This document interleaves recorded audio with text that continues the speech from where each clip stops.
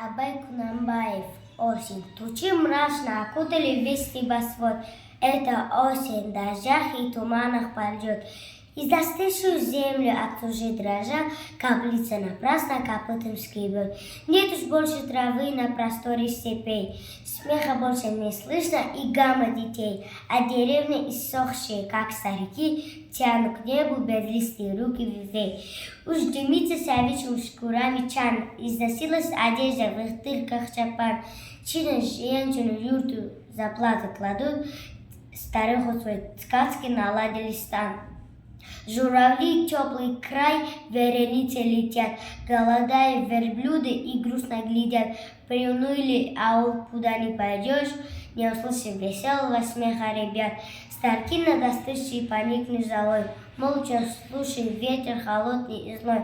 Ищут по степи, ищут в норах мышей дома, косточки им не дадут ни одной. И уже ни травинки вокруг не найти, пылью ветер заносит дороги из степи.